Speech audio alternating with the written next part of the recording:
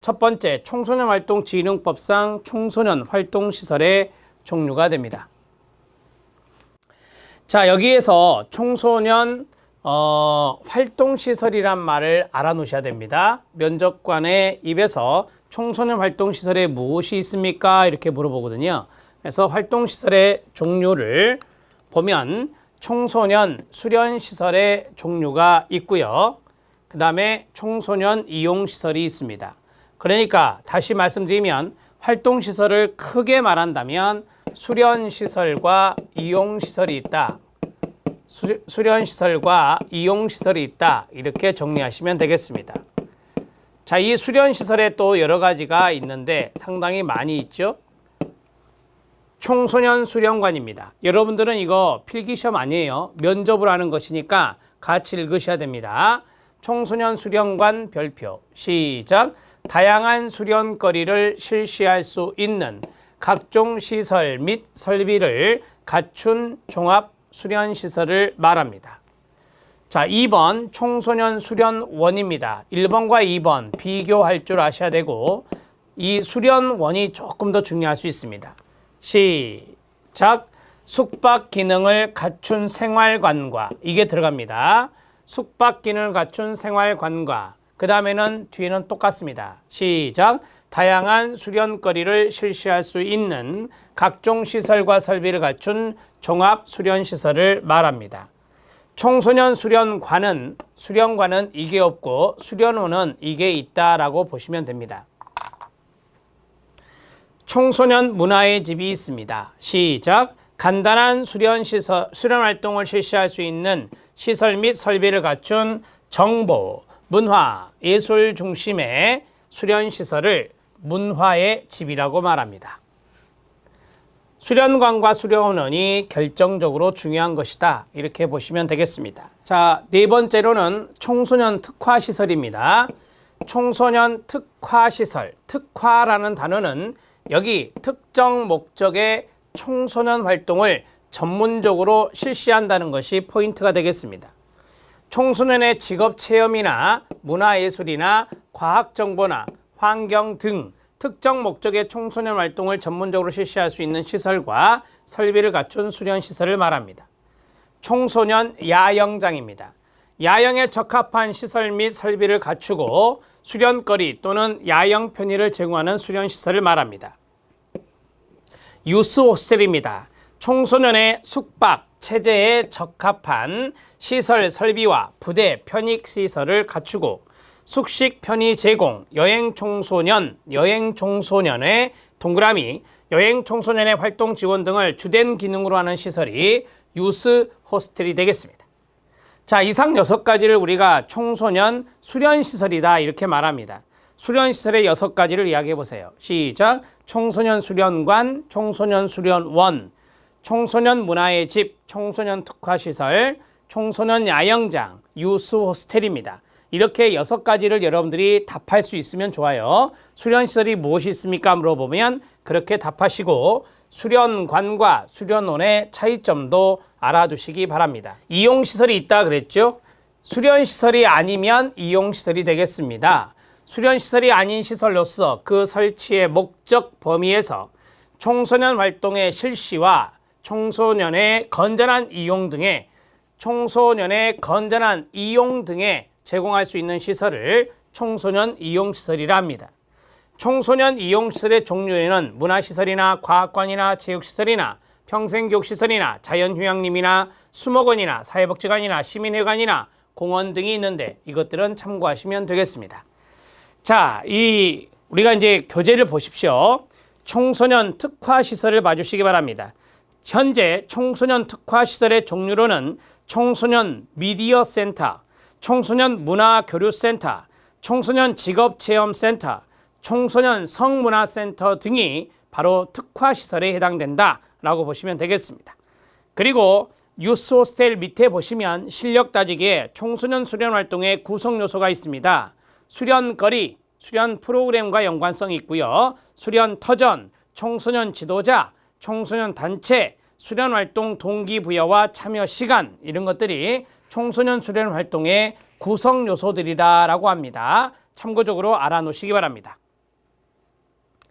자, 실력 따지기를 보십시오. 청소년활동진흥법상 생활지도가 있습니다. 생활지도에 동그라미 치면 됩니다.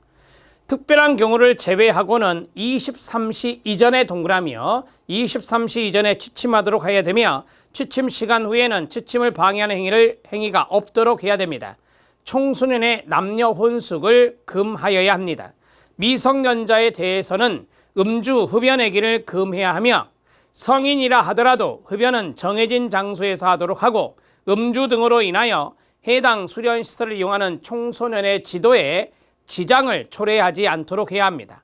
음주자 등 시설의 운영에 지장을 초래할 우려가 있는 사람의 출입을 금지해야 됩니다. 집단 급식소 등은 청소년들의 자립정신의 배양을 위해서 자급식 운영을 원칙으로 합니다. 그 다음 청소년에게 정신적, 신체적 폭행이나 이와 유사한 행위를 해서도 안 됩니다. 청소년의 탈선을 방지하고 타인으로부터 위해 등을 예방하기 위한 조치를 취해야 됩니다.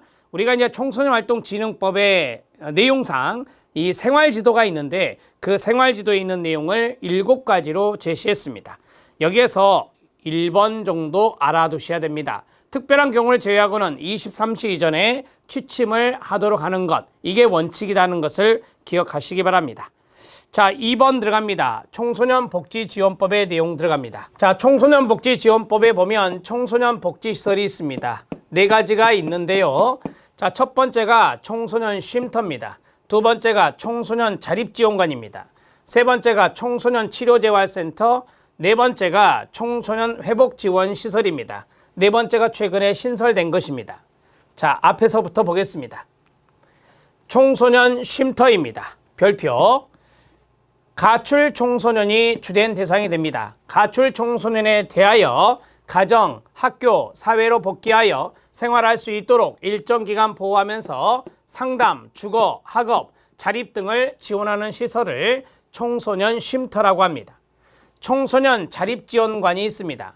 일정 기간 청소년 쉼터의 지원을 받았는데도 가정, 학교, 사회로 복귀하여 생활할 수 없는 청소년에게 자립하여 생활할 수 있도록 있는 능력과 여건을 갖추도록 지원하는 시설을 말 그대로 자립지원관, 청소년 자립지원관이라고 합니다. 자, 치료재활센터 들어가겠습니다. 세 번째, 청소년 치료재활센터입니다. 학습, 정서, 행동상의 장애를 가진 청소년을 대상으로 하는데요. 정상적인 성장과 생활을 할 수 있도록 해당 청소년에게 적합한 치료, 그 다음 교육, 그 다음 재활을 종합적으로 지원하는 거주형 시설을 치료재활센터라고 합니다. 청소년 회복지원시설입니다.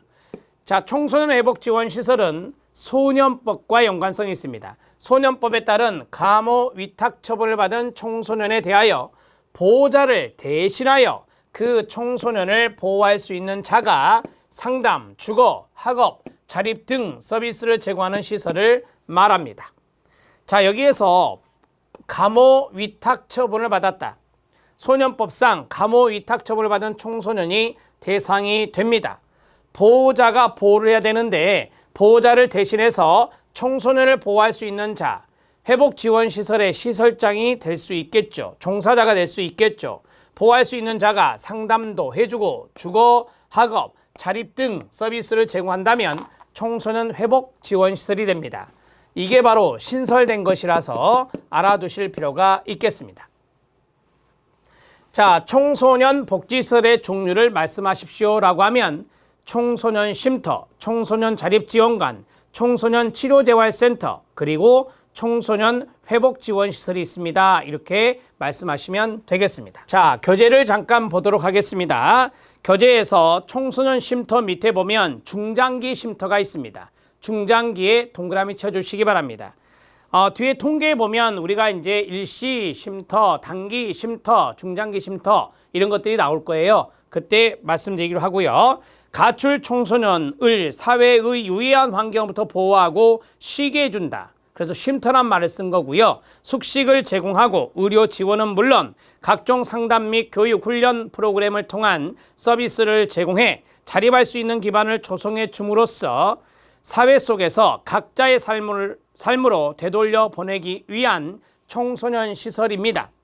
2년간 보호하고 1년 연장이 가능합니다. 중장기라고 했죠. 2년간 보호하고 1년 연장 가능하다. 그 다음 청소년 회복지원시설 다음에 있는 국립중앙청소년 디딤센터를 봐주시기 바랍니다.